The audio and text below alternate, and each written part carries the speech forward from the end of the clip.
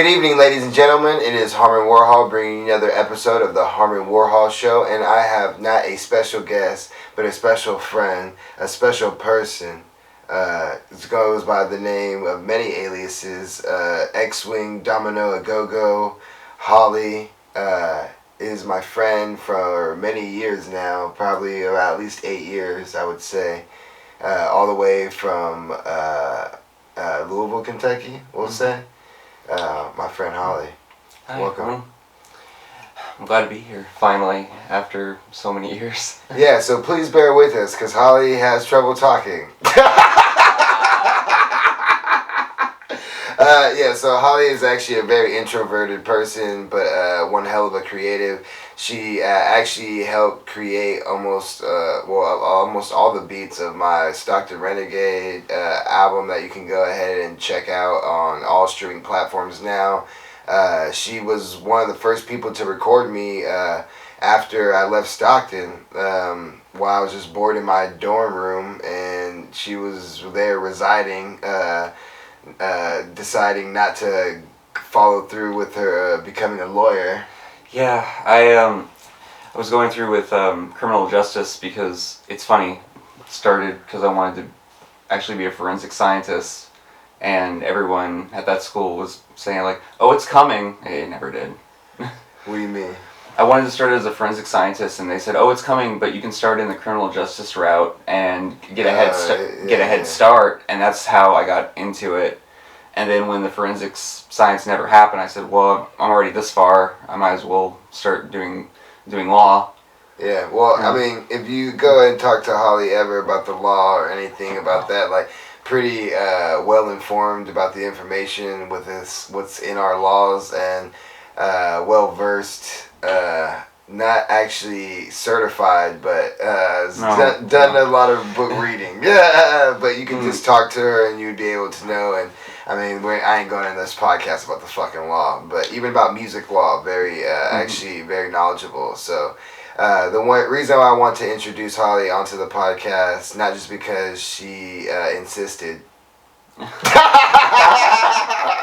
No, but I'll be honest. I've wanted to be on since since your first podcast. I'm like, this is so cool. No, yeah, I know. But anyway. yeah. Shut up. It's not your show. No, but Holly is a very talented person. Plays many instruments. Plays the keys, the piano. Plays guitar. Mm-hmm. Did vocals actually in a metal band too, right? Oh yeah. What was the bands? How was that? The band was called We Are War, and that was the last band I did vocals in. So it was honestly, the energy in a metal band is so crazy, and being a vocalist for a metal band, there's a lot of parallels to being a rapper or and a lyricist when it comes to both. It's just the style that's tweaked, and it's, I don't know, it's the same energy. It's like, but two sides of of one coin. Yeah, because it's aiming against, it's the it's the anti of whatever society is. You know, it's just whatever the regulation. And that's what people are doing with rap, you know, and shedding light to that. Same thing with people doing that in, like, metal bands, you know, like, we're doing a different sound. We're not doing this shit to make it, you know what I mean? But everything kind of goes in and out. But Holly actually came across a great opportunity to come out to California for the second time. She came out and saw me 6 years ago when I was living in LA. We went to Venice, rode bikes together, made some videos, songs, and stuff. I actually might put the video footage of the footage that we got on this podcast, just so they can see the old song that Murder Was the Case. I edited another video. I edited it again. But anyway, yeah. You had some footage from...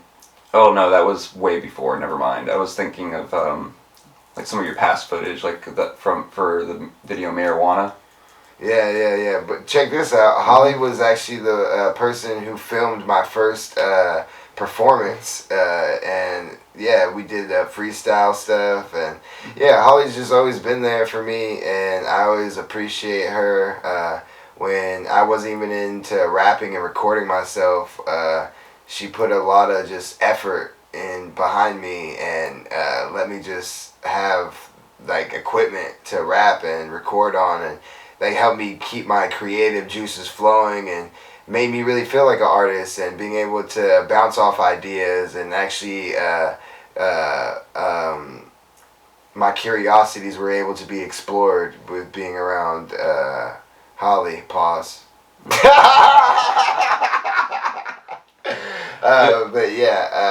But yeah, Holly was just always there for me creatively and just as a friend as well.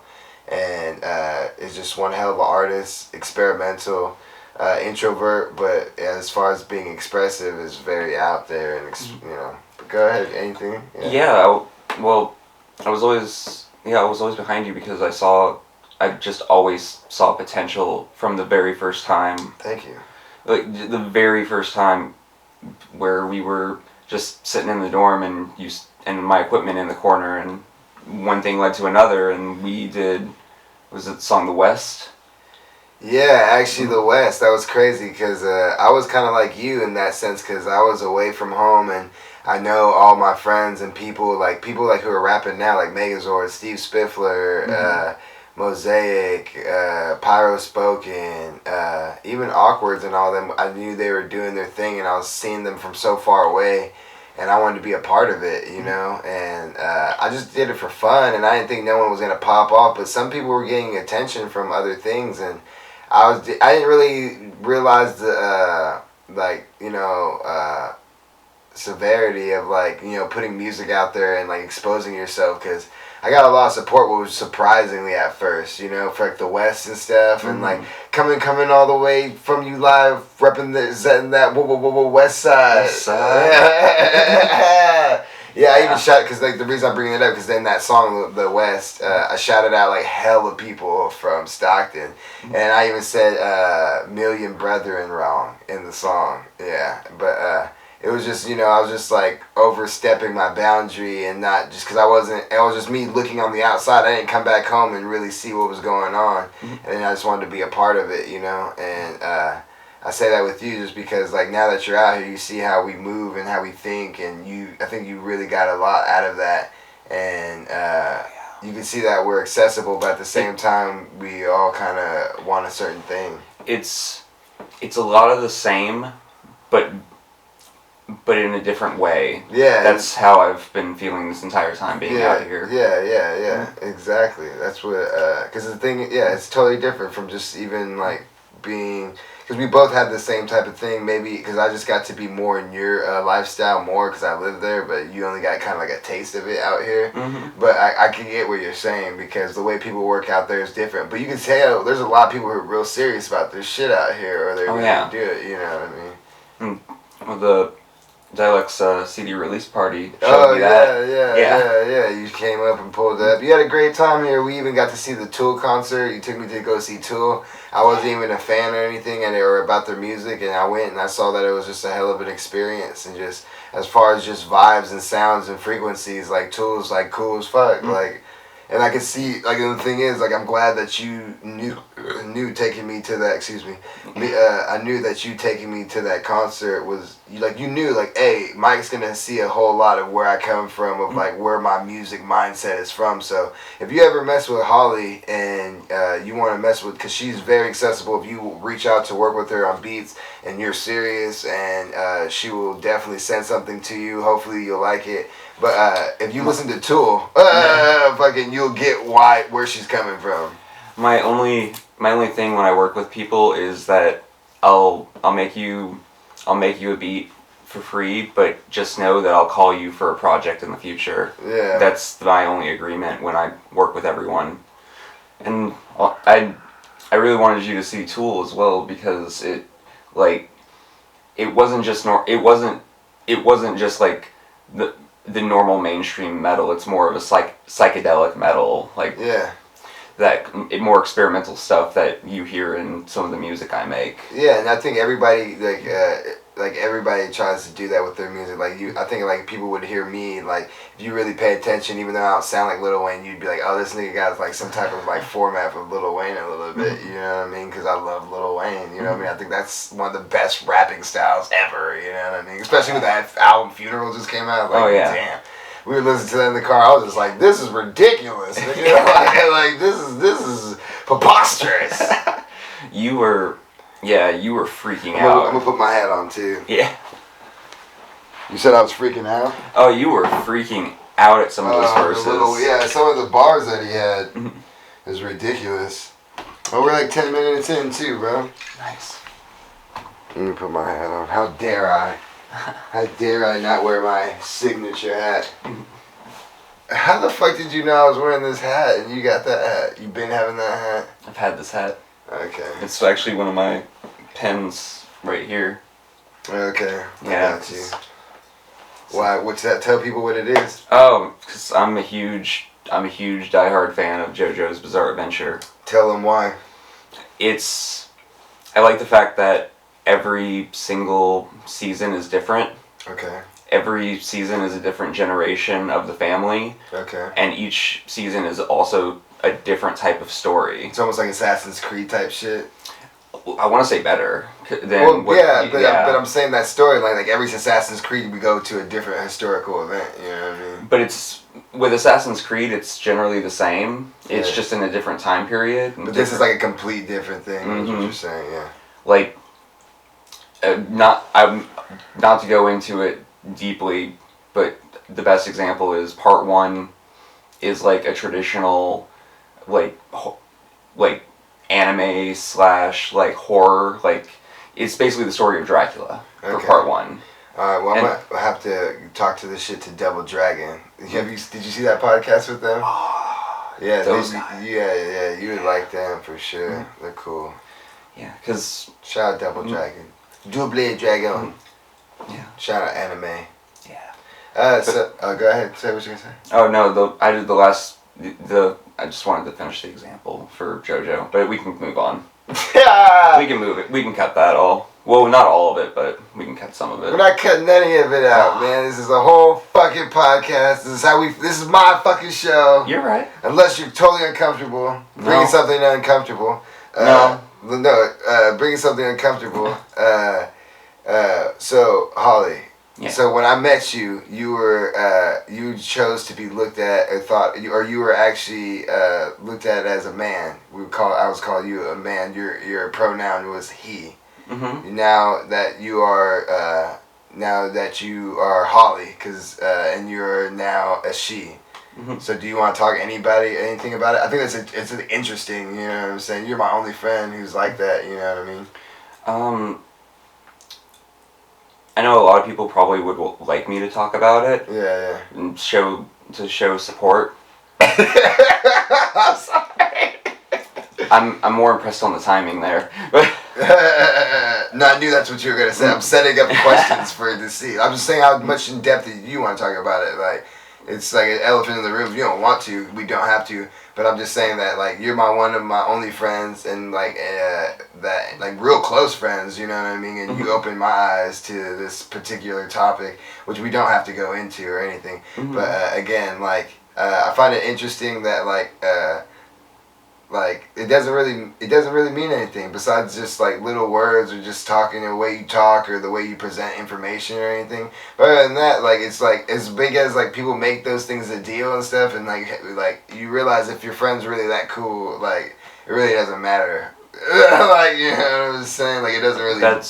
It's not really a nuisance of any sorts, really, besides of just, vernacular reasons, or just like what I'm used to. Just because, like, I remember you, like I said, I remember you rocking a goatee most of the time. That's true. Yeah, Mm-hmm. I guess I don't like to talk about it too much because, it's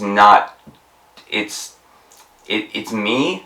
But it's not who I am altogether. Yeah, like right. I had a friend like at Burning Man, right? So, so I'm gonna be very, very blunt and exact, and be very, very direct very whatever the word is, like precise of the language that was used.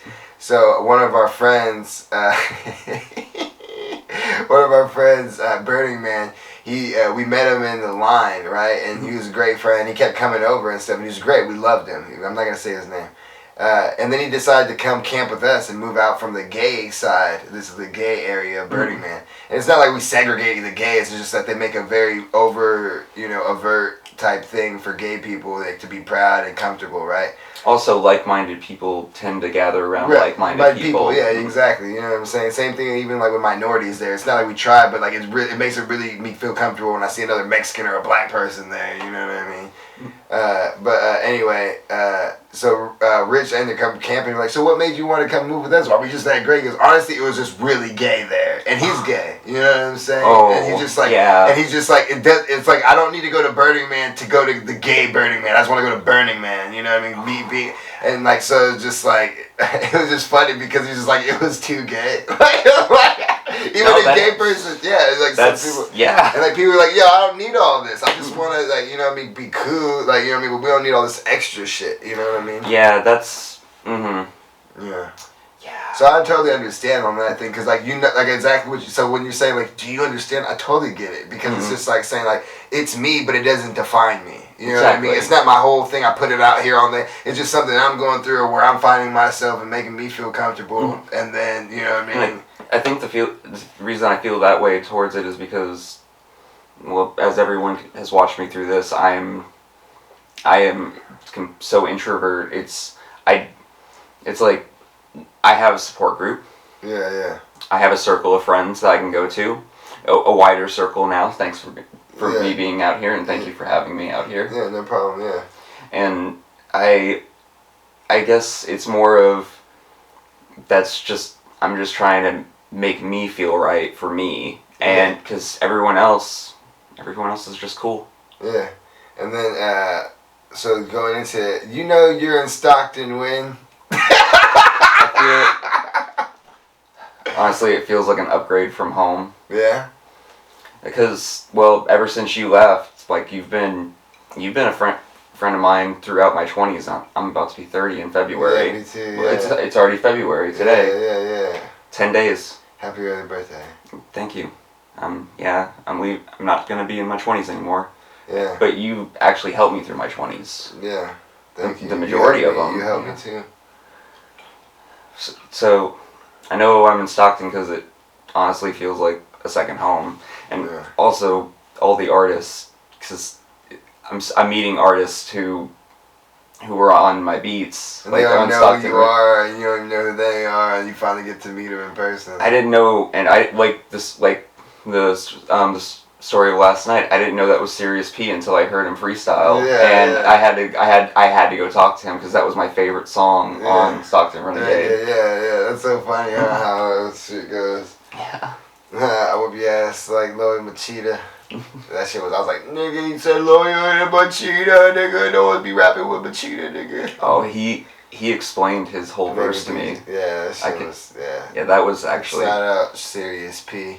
And then if you were a Brad Pitt character of any of the characters he was or has been, what Brad Pitt character would you be? Do you need a discography or do you have one in mind? I have one in mind. It's kind of that obvious choice. Word. Want to say, because that's tough. It's so tough. Long pause. Do you need a bunch of other Brad Pitt movies? Cause you could be like Ad Astra. You could be Fight Club. You could be Once Upon a Time Brad Pitt. You could be Inglourious Basterds Brad Pitt. You could be Seven Brad Pitt. You could be The Curious Case of Benjamin Button Brad Pitt. You could be Troy Brad Pitt. Mr. and Mrs. Smith Brad Pitt. World War Z Brad Pitt. Moneyball Brad Pitt. Ocean's 11 Brad Pitt. Meet Joe Black Brad Pitt. Legends of the Fall Brad Pitt. Snatch Brad Pitt. Interview with the Vampire Brad Pitt. That's what I'm thinking. New York. Fury Brad Pitt. Burn After Reading Brad Pitt. Jesse James. Assassination of Jesse James Brad Pitt. That was a good one. The Tree of Life. The Big Short. 7 Years in Tibet. Ocean's 12. Babel. The Mexican. Come on, man. I was waiting until you California, paused. Killing Them Softly, War Machine. I got Sleepers. two. I'm torn between two. Okay, what are the two? Tyler Durden from Fight Club. Okay. And now I can't remember his name, but from Inglourious Bastards.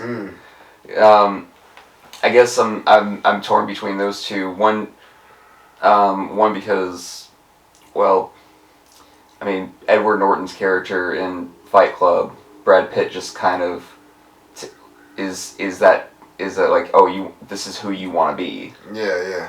So that's what I'm saying. That's who you think you want to be. I think you're the vampire, Brad Pitt.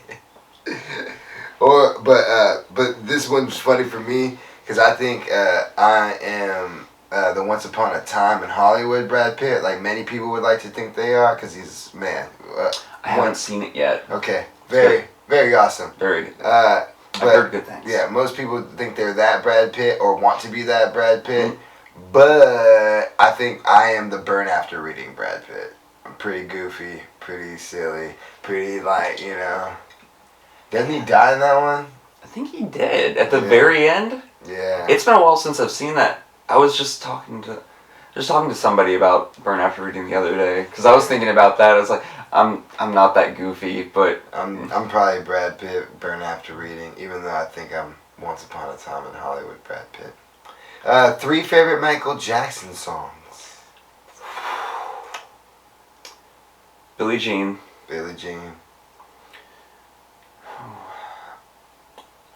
Smooth Criminal, but the last live version he did of Smooth Criminal. See, I like when people do that shit. Like, cause some people do that shit. That's tight. That should do that. I'm a big fan of the guitarist he hired to do that. Same thing with me. I like Butterfly. I always say mine a lot, but like Butterfly, I like that one because the girl from Floyd, she wrote it. So the singer from there, she wrote that. So I love her too. So it makes the song even better to me. So you got Billie Jean. You got Smooth Criminal, the live version with the guitarist, and then what's your third one? A third one's probably just a sort of a cliche, but Thriller. Just because the overall. I have good memories of Thriller on Halloween during high school. All the worst memories. Really? Mine made me cry, and I didn't like it. It made me cry, and I was like scared of it, like because I saw it when I was like 3-4 years old, and they played it on Halloween, and I was like, ah! I was just like ran away from the TV. Like I had to be like 4 years old because my sister was like 2 or some shit. So yeah, and then everyone they always made fun of me because I would laugh. Like they would like make me like, but then I would still want to watch because like no one would chase me and be like, "Are you alright?" They'd be like, "Nigga, we watching Thriller." Like nigga, like, you know what I'm saying? Like, well, go ahead and run. We watching Thriller. And the memories of it aren't even the music video. It's like every year in Louisville we have Zombie Walk. Yeah, Zombie Walk. And people, Zombie Walk. Yeah, and people dress up as Michael Jackson, makeup and everything from Thriller. They have an amp out in the middle of the street, and all the zombies come out doing Thriller. In Stockton, homie. Well, I wish you would do a Zombie Walk in Stockton. Thinking these niggas would fucking kill you, bro. Yeah, I don't think you can bring that out of Louisville. Yeah, there's a lot of white people, but the thing is, there's a lot of zombies just walking around Stockton already. Shout out to the homeless, you know what I mean? Oh, where's that answer? Anyway, so if you were going to create a concert, oh man, who would be your lineup? You have 3 to 5 people. Your budget is $1 bazillion. You can have anyone on there. You can create the stage setting too if you want, really. But usually I pick like a theater type, like not a theater, but like an amphitheater. Like you know what I mean. Usually those are like something cool. You could have one of those, and you could have 3 to 5 people. I think I'm only gonna do 3 because it's really dead or alive too, by the way. Oh, that makes it easier. Yeah. Probably for the opener, I'd get like get Iron Maiden. Iron Maiden. Iron Maiden. Okay. After Iron Maiden, I want to say Rush. Okay. And then as the headliner, Pink Floyd. Damn. Pink Floyd is the headliner. You wouldn't perform at all either? Like, no. Everyone If I were to perform, then because it's 3 to 5, those are 3, I would be first. I would only do a 20-minute set, and then I'd walk away because I would say I would perform in the middle. I always would perform in the middle and then do like a 5-man set. I'd perform like third or fourth, somewhere like that. Third, and then like 2 people who are like way like my favorites. Like, you know what I mean? Like, I would do like 2 people who are like my age or younger, and then like 2 people who are older than me, like after, and like people who like influenced me after, so I could just like, you know what I mean? Like while they get set up, I'm cleaning up, and then I'm just watching that shit. You know what I'm saying? That's what I would do. But yeah, that's what's up. So Iron Maiden, Pink Floyd, and Rush. Mm-hmm. In that particular order, the order you said. Yeah, Iron Maiden first, then Rush, then Pink Floyd. Pink Floyd at the end. Because Pink Floyd, I would want them to perform The Wall, like in its entirety. Oh yeah, okay. Because when you got to mention that shit too, because some people don't do that shit. Because Pink Floyd's The Wall is a whole like live experience that even Roger Waters still performs without Pink Floyd today. Yeah, they actually, my homie just took acid and went and saw they tour with it, like just the sound thing or whatever, like the visual thing. Oh, okay. You know what I'm talking about? Kind of. I know there's like a bunch of like tribute bands that do the same thing. But it's like they have like the whole like a visual thing. He's like, yeah, okay. I saw lights and it was crazy. Or I think he took a little bit of LSD and mushrooms, like a little bit. Yeah, I think so. I don't know, or maybe Molly. I don't know, Molly and shrooms. I don't know, man. Kids are crazy these days. Are you really partying unless you have at least 3 substances in you? Man, I don't know, man. I'm too old. I'm tired. But anyway, man, but I just want to say, I mean, I still got more to say, but I love you, and I hope we made a song today that was just like hella funny called Dirty Wine. Yeah, I don't know. I just so much to say. It's hard to say it all in a little bit of space, but like, we were in the dorms together. We made music together. Some of our very first like hip hop rap music, because you were doing other metal stuff. Holly's on all social platforms and mediums, and super creative in all aspects of whatever to be creative in. And I don't know, just a great person too. Lovely. Thank you. Very shy and can't take a fucking compliment. No. I can't. Why do you think that? Why can't you take compliments? Oh, I just don't think I'm that great. I don't think I'm that great either, but you can't accept them. You can't just be like, I guess I'm not used to them. Damn. Sorry. No one's ever built you up. Oh. Damn, I should do a better job at that then. If I consider myself your friend. Oh.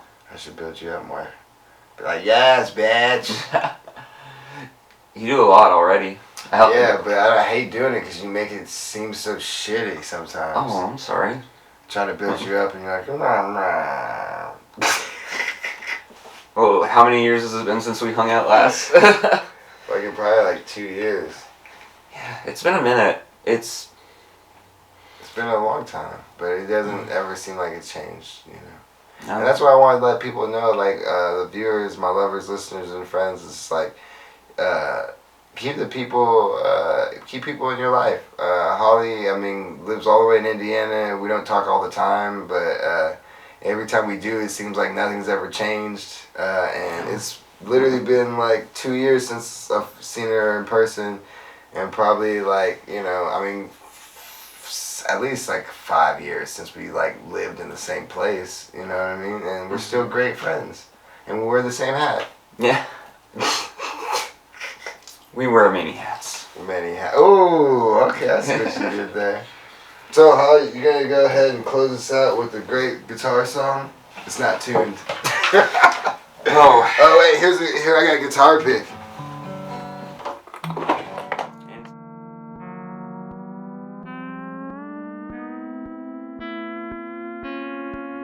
Yeah.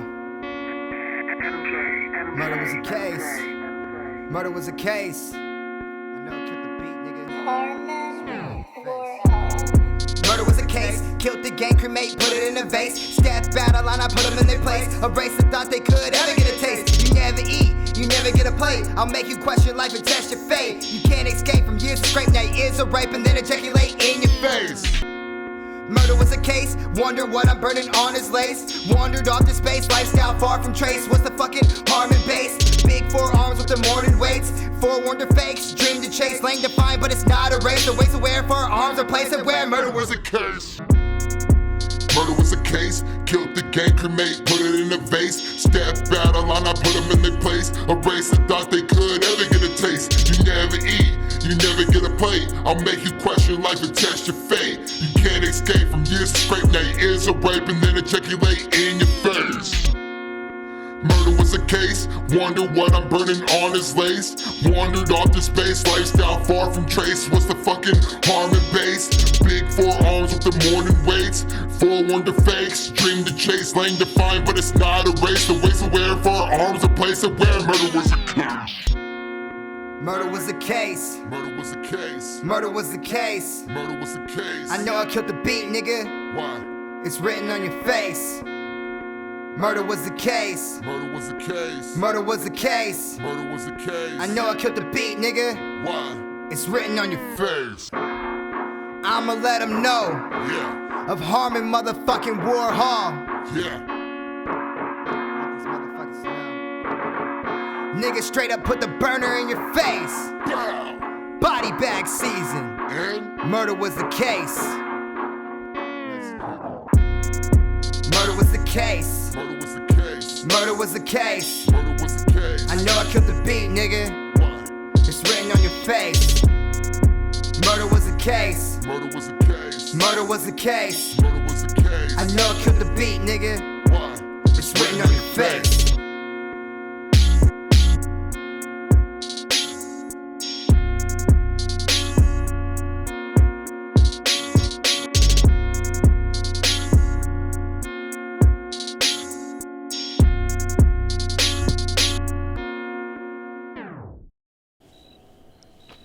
Is the mic on? Yeah. Oh shit. Okay, yo, so this is motherfucking HARMON WARHOL. It's mark the date. It's like August 20th.